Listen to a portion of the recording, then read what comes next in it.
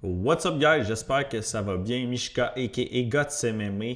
On est back encore une fois, cette fois-ci pour faire un retour sur UFC Macao qui avait lieu en direct de la Chine. Cool carte, il y a eu beaucoup de finish, beaucoup de violence. Pas énormément de fan favorites qui ont passé, là, donc la crowd chinoise, malheureusement, leur héros, ça a été quoi 1 sur 7 Chinois, je pense, qui a gagné. Fait que tough night pour eux. Le plus important a caché pour eux, quasiment autant que pour moi, on va dire comme ça. On avait aussi Samouraï MMA. J'avais un seul bet sur la carte. On ne va pas la recap au complet. Là. Pour Samouraï, là, j'en parlerai probablement plus en détail avec Max dans Décision partagée mardi matin, si vous voulez en entendre plus. Notre bet, c'était Isaac Herbert Moneyline à moins 170. Donc, j'avais 2,5 unités de parier là-dessus. Super bon bet. J'ai fait un petit peu de tape. J'étais là, grosse value du côté de Herbert. Je pense qu'il est spécial, le kid, puis plusieurs niveaux du grappling supérieur là, à Strazella. Puis ça a apparu, là, aussitôt qu'il a amené le combat au sol, réussi à le terminer, une seconde à la fin du round. No Sweat, c'était un super bon bet. Puis justement, la ligne, elle a closé à moins 350. Fait qu'à moins 170, on avait de la value. J'avais un bet sur Chaput contre son adversaire initial. Son adversaire a dû se retirer. C'est quelqu'un d'autre qui a pris le relais. Ça a été un autre play intéressant, mais malheureusement, mon bookie Bet Online ne ferait pas la ligne sur ce combat-là. Fait que bref, c'était le seul bet de Samouraï, one and done. On a fait un petit peu de profit là-dessus. Pour le UFC, légère perte de mon côté. Là, je dis les résultats. Donc, dans le regular tier, incluant UFC et Samouraï, on est à plus 3,09 unités. Pour la semaine dernière. Dans le Fantasy Tier, dans le négatif, moins 2,20 unités. Ça s'est moins bien passé un petit peu. Et overall, plus 0,89 unités de mon côté. So, green is green. Fait que ça fait un bout que pas eu de semaine en rouge. Ça se prend bien. Fait que let's go gang, on recap la carte du UFC là, sans plus tarder. Premier fight of the night, d'ailleurs ça a commencé à 4h du matin. Je m'étais dit que je n'allais pas me lever pour les early prelims comme j'avais fait pour UFC Australia. J'avais un cadran plus tard en matinée, mais à 5h du matin, je me suis réveillé les yeux bien ronds, plus capable de m'endormir. J'étais là, bon, tant qu'à ça, je vais écouter les combats. J'étais trop stimulé, j'avais trop hâte de voir qu'est-ce qui allait arriver. Donc, j'ai manqué les deux premiers combats live, je les ai réécoutés là, tout à l'heure. Donc, Loma Lookboumé, c'était mon pick, mais j'avais pas de bet là-dessus. Justement, avant d'aller plus loin, là, tous les long shots vraiment, puis les PRP de ce monde, ça va pas hit. Là. Évidemment, c'était une carte très chalky à ce niveau-là. Donc, pas d'action sur ce combat-ci. J'avais noté sur ma feuille, même si je pensais que Lookboumé allait gagner, c'était mon pick, j'avais noté Amorim Sub, round 1-2. J'ai pas pu sur la détente. Avec du recul, ça aurait été bien. Là. Les numbers étaient quand même juicy. C'était son path to victory. C'était au premier round aussi. Amorim, on sait, là, elle n'a pas un super bon cardio.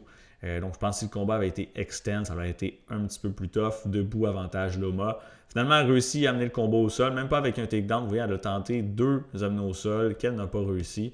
Mais elle a comme pas pull guard, elle s'est laissée tomber au sol pour aller chercher un genre de heel hook, puis ça a initié la phase de grappling. End on top, puis Amorim, là, son niveau de jiu-jitsu est incroyable, fait que c'était le pire scénario pour Loma Lookboumé, qui s'est retrouvé dans l'eau chaude dès le premier round, 3 sub-attempts, la troisième elle a passé, beau armbar, fait que props à Amorim pour le finish, super belle performance de sa part, flawless, c'était ça qu'elle devait faire. Deuxième combat de la carte, j'avais un pari là-dessus, j'avais 2 unités sur Zhu Kangji. Bad bet. Écoutez, j'ai vraiment sous-estimé Rodrigo Vera, il faut croire. Sur tape, c'est un combattant qui a beaucoup de cardio, une grosse pression. Il est good all around, mais il n'est pas excellent nulle part. Son striking n'est pas nécessairement impeccable non plus.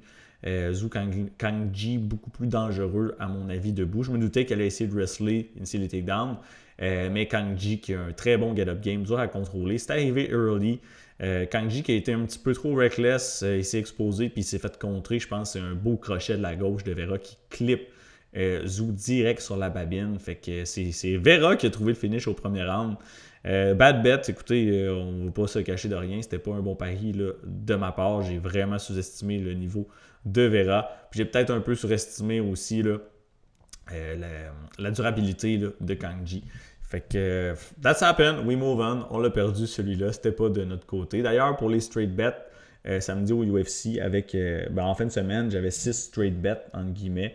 On a eu 3 sur 6. Un parlay qui a caché, si on oublie tous les long shots. Là. Fait que tout de même pas si mal overall. Combat suivant, Jing Gang Jong contre Angela Hill. Honnêtement, je savais pas trop quoi faire de ce combat-là. Angela Hill, qui est une combattante vraiment meilleure en termes de mixed martial artist. Jing Yang Zong n'est pas très technique. Elle fait juste soigner des grosses bombes non-stop. Puis encore là, elle est tellement ouverte quand elle swing, pas beaucoup de portée. Mais la pression, c'était vraiment la dernière performance de Hill qui me faisait peur.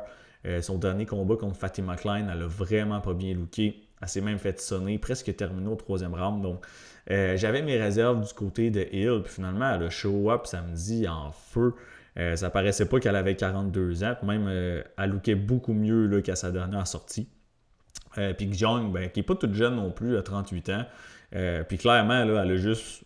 Si ça marche pas de son côté, elle n'a pas de plan B, C, D. C'est juste front foot pressure, elle swing des gros hooks, puis elle essaie d'arracher la tête de son adversaire, mais il était juste trop technique pour tomber dans ses manœuvres. Une sub à temple de Hill qui a passé bien près.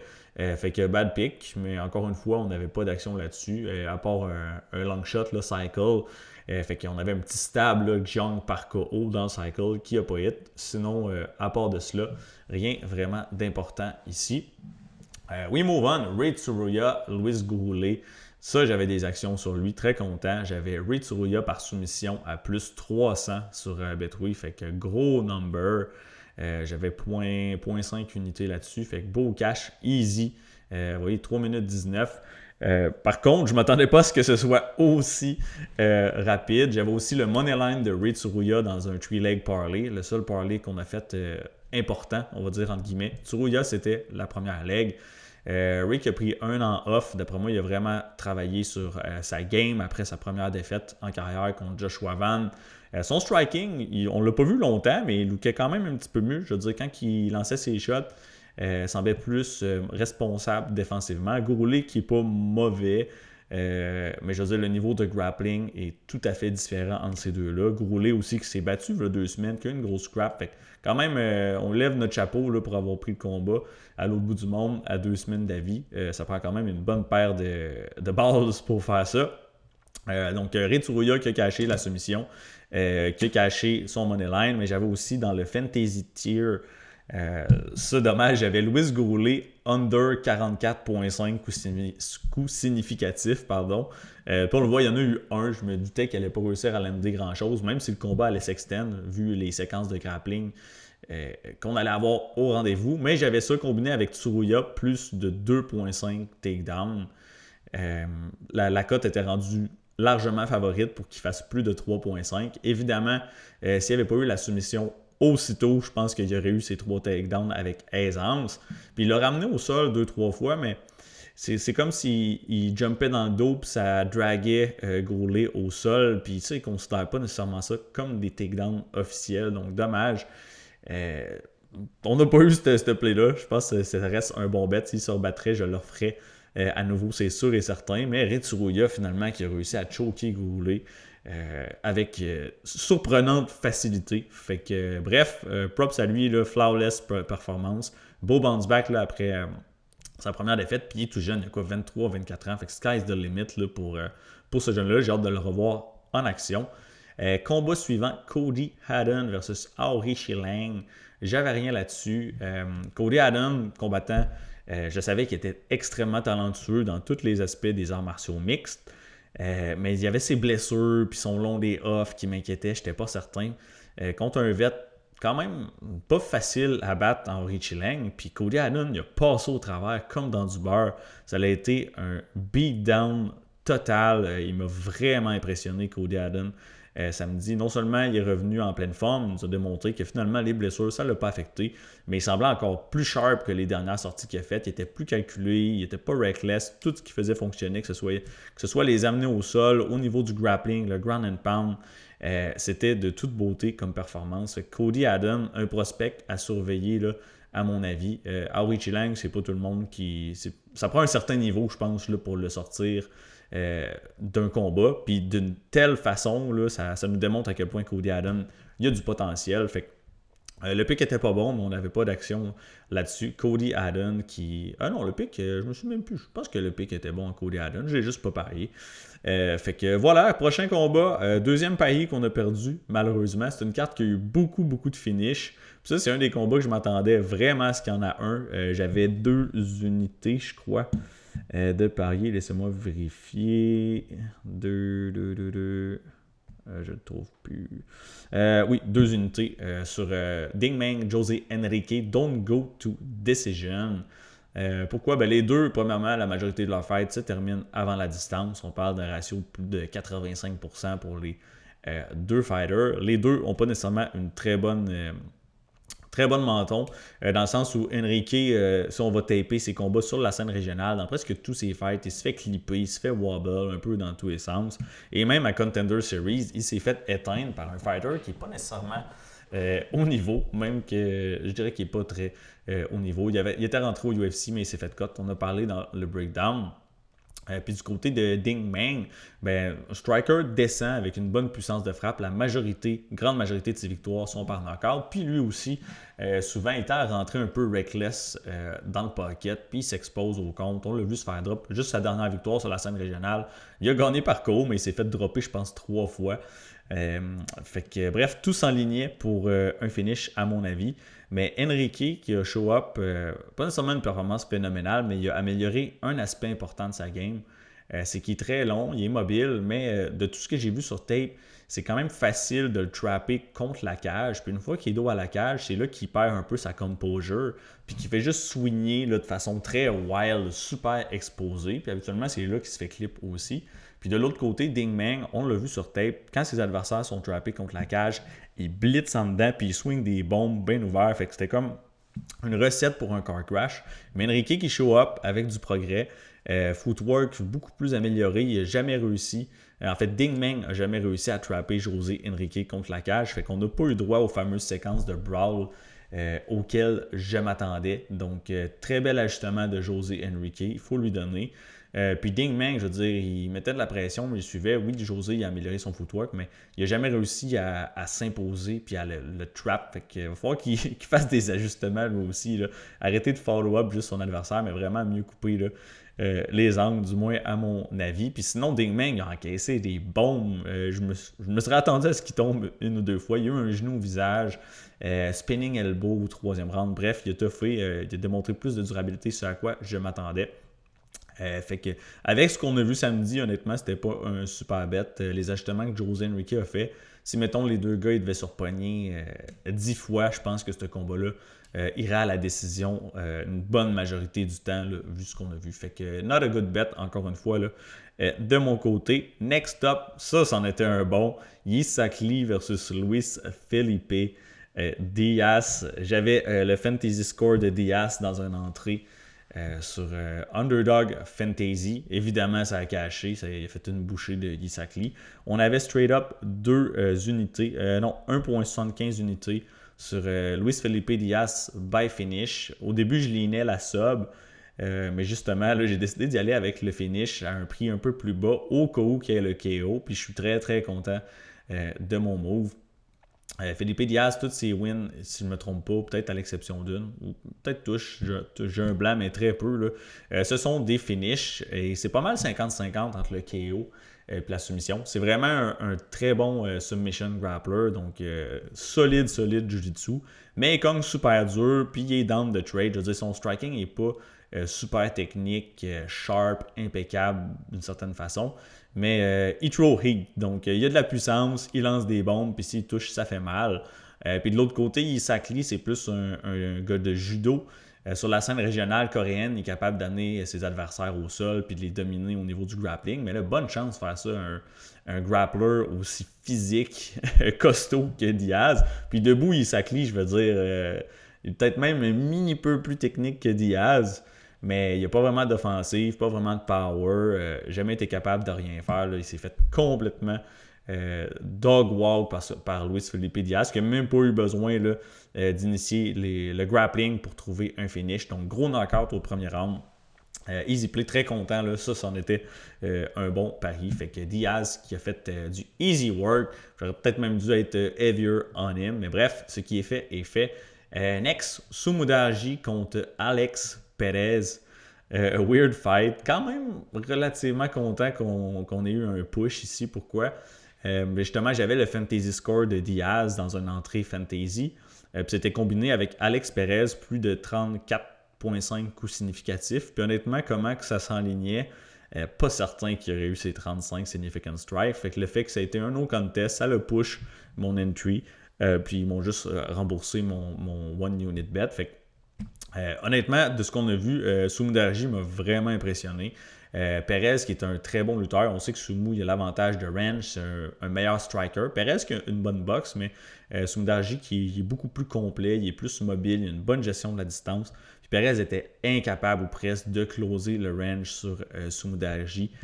Donc j'étais quand même très impressionné de ça. Puis les fois qu'il a réussi à rentrer puis tenter des takedowns, la défense de takedown du Chinois était impeccable, elle s'est tellement améliorée depuis les dernières années. Perez qui est un très très bon lutteur, puis pas réussi à faire aller sa game, pas réussi à rentrer dans le pocket, puis lancer ce qu'il voulait. Il y a la sub attempt, mais je pense que Sumudaji est assez vigilant maintenant. Dans le temps, peut-être que ça aurait passé, mais pas cette fois-ci. Il a même eu un takedown lui-même au premier round, puis au deuxième, il drop Alex Perez. Gros knockdown, réussit à récupérer, il laisse se relever, puis il hit sur le bout du bat avec un kick ou dans les nuts. Pas un bon nut shot, on va se le dire. Alex Perez, est-ce qu'il fakeait, il cherchait son way out? Je sais pas, on ne saura jamais. C'est lui le seul qui sait, mais bref, il demande un bucket, il crachait, ou je sais pas trop s'il a true up ou non. Finalement, les 5 minutes passent, il est incapable de se relever. Donc peut-être que c'était vraiment un hot shot brutal, que ça lui a vraiment fait très très très mal, qu'il n'a pas pu continuer. Ou who knows, si vu que ça allait plus de son côté, il n'était pas capable de faire aller sa game, il s'est fait knockdown, il a décidé de prendre le way out. I don't know. C'est peut-être même un petit peu des deux, si ça l'a vraiment affecté, peut-être qu'il n'y avait pas non plus super envie de retourner se battre. Donc en plus de s'être fait knockdown, wobble, t'as comme les couilles dans l'estomac. Fait que bref, no contest, ils ont remboursé nos plays. Puis honnêtement, s'ils recédulent le match, d'après moi, Sumudaji, ça va être un bon favori ici. Puis si c'est pas le cas, ben, je vais être quand même heavy sur lui parce que damn, il look good contre Alex Perez. Peut-être si c'est Apex, la petite cache, ça lui donnerait plus de chance. Mais dans le grand octogone, là, il était incapable de cerner Sumudaji. Fait que bref, fight qui s'est terminé abruptement. Next, Jake Matthews contre Colston Harris. Je l'ai pas parié, mais je pensais Jake Matthews par finish. Puis damn que je suis content de ne pas l'avoir parié. Jake Matthews, on dirait qu'il n'est pas capable d'aller chercher des finishes. Peut-être qu'il ne voulait pas. I don't know, mais tout ce qu'il lançait debout touchait. Le premier round, je sais pas si j'ai les stats du premier round ici. Il a tellement piece up Colston Harris. Tout ce qu'il lançait touchait pratiquement. Il a reçu des coups significatifs, mais on s'entend, il a poursu vraiment de gros dégâts. 46 significant strikes, il a fait mal. Deuxième round, il drop. Super early, il me semble. Je ne sais plus si c'était early ou lately, mais bref, il knockdown, mais finalement, il décide de follow-up au sol, chercher un peu la sub, mais Colston Harris, il était pas mal plus en danger debout qu'au sol, à mon avis. Ça reste une solide black belt en jiu-jitsu, mais la différence de vitesse, de technique au niveau de la boxe, là, c'était plusieurs niveaux au-dessus pour Jake Matthews. Puis somehow, il a décidé de juste faire du grappling avec lui. Il n'a pas voulu construire le piece-up debout. S'il avait voulu, il aurait pu le knocker, je pense, avec une aisance assez facile. Mais écoutez, pour X, Y raison, il s'est rendu à la décision. Il a dominé du début à la fin. Vous voyez, un 30-25. Mais Harris qui s'est fait ragdoll à son âge, je pense qu'il n'y a plus vraiment grand-chose à nous offrir de bon. Je ne sais pas si son contrat est terminé ou non. Si ce n'est pas le cas, ils vont peut-être le feed à un gros prospect là, pour le booster un peu. Mais bon, c'était à peu près ce à quoi on s'attendait. Prochain fight, Kai Asakura, c'était la deuxième leg de mon 3-leg parlay avec Reed Tsuruya en début de carte. Juste son money line straight up. Et puis damn que le good Kai Asakura qui fait son retour à 135 livres. Je pense que ça fait une différence massive. Puis là, il n'était pas contre un grappler. Oui, il y a eu 2 défaites par sub. dans ses premiers combos UFC contre Pantoja, Tim Elliott, qui sont des fighters très tricky. Là, il était contre un boxeur, contre Cameron Smotherman. Et il nous a montré, Kaya Asakura, que son striking est exceptionnel. Il a fait une bouchée de Cameron Smotherman. Ça avait l'air facile, honnêtement. Là. Cameron Smotherman qui s'est déjà fait knocker en carrière. Mais il est allé à la décision contre des combattants corrects. Kaya Asakura il a montré qu'il était vraiment supérieur. Puis gros knockout là, au premier round, 1 minute 50. Easy cash pour notre second leg de notre parlay. En plus, les odds qui étaient quand même relativement généreuses là, pour lui.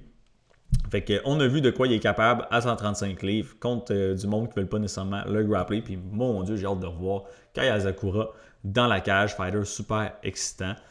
Combat suivant, Sergey Pavlovich versus Talishan Teixeira. J'ai songé parier Pavlovich au premier round. J'ai raison encore une fois, mais j'ai pas osé appuyer sur la détente. Ça restait mon pick. J'avais son fantasy score. C'est peut-être pour ça que j'ai moins hésité. J'avais de l'exposure sur Pavlovich, mais sur les apps de fantasy. Donc son fantasy score qui a hit haut la main. Là, donc un finish au premier round, knockout, un knockdown en 39 secondes. C'est pas mal. Je m'attendais à ce que ça arrive, peut-être pas aussi rapidement, mais Pavlovich il a démontré encore une fois que Talishan n'est pas très haut niveau. Honnêtement, je suis tellement pas high sur ce gars-là, Talishan Teixeira. Je pense qu'il n'y a pas de chin.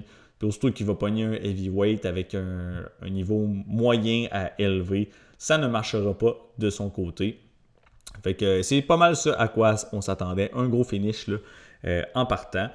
Prochain fight, c'est là que ça s'est corsé pour ma part. C'était le combat qui allait déterminer si j'avais une soirée correcte. J'ai fini dans le léger vert pour la semaine, break-even pratiquement, ou une grosse soirée. J'avais besoin du fantasy score de Zhang Mingyang.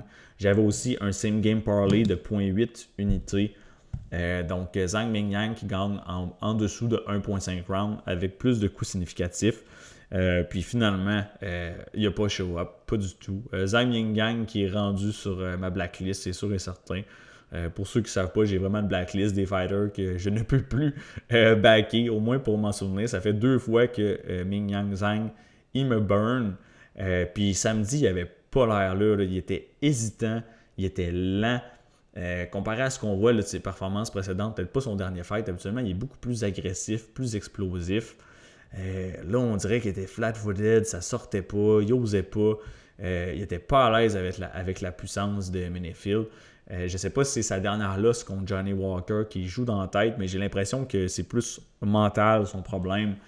Peut-être qu'il ne deal pas bien avec la grosse pressure. C'était quand même un co-main event chez eux en Chine. Il n'y a pas un Chinois qui avait gagné de la carte. Peut-être la pressure a monté un petit peu trop pour lui, je sais pas. Mais bref, Menifield qui a 38, 39 ans, il n'y a plus de chin ce gars-là, mais comme dur. Puis Zhang Mingyang, il s'est fait clipper quand même rapidement, puis aussitôt qu'il s'est fait toucher solidement, on dirait que les roues ont complètement fait l'off. Dans les échanges, j'ai eu des espèces de brawl vraiment wild. C'était plus Menifield qui lançait des gros shots que Mingyang Zhang, on va le dire. Il a réussi à sonner un petit peu. Zhang a réussi à clipper Menifield une fois, mais pas capitaliser dessus. Puis on a vu après, je pense 1 minute 30, qu'il y a une séquence de clinch contre la cage. Puis Zhang il avait déjà l'air à bout de souffle, il checkait le chronomètre. Fait, son cardio, là, oubliez ça, là, ça sort du 5 rounds, il n'y a plus rien à faire. Fait gros letdown, je l'ai surestimé encore une fois. Puis Mingyang Zhang, même s'il est jeune, il peut faire du progrès, honnêtement. En ce moment, de ce que j'ai vu dans ses dernières performances, son ceiling est extrêmement limité. Ça avait été un prospect moindrement décent, je pense qu'il aurait dû sortir Menifield de là assez vite. Finalement, Menifield qui gâche le party. Gros knockout, grosse performance de sa part. Fait il nous a burn ici. That's life. Fait que c'était son fantasy score à Zhang que j'avais en combiné avec celui de Pavlovich. Donc j'avais une unité là-dessus qui est parti en fumée et le same game parlay de 0.8 unités. Fait que dommage, ça aurait été une beaucoup plus grosse soirée si Zhang avait livré la marchandise. Et puis en finale, le sauveur de la Chine, Song Yadong, le seul combattant chinois qui a gagné sur la carte. Il a fait ce qu'il avait à faire. Un start un petit peu plus slow. On se cachera pas. J'avais son money line, c'était la dernière leg de mon 3-leg parlay avec Asakura et Tsuruya. Et j'ai aussi, un peu avant le combat, j'ai mis 1.5 unité Song Yadong par finish à plus 100. Le nombre a oscillé pendant un petit bout, mais là, j'ai vu le plus money tag dessus.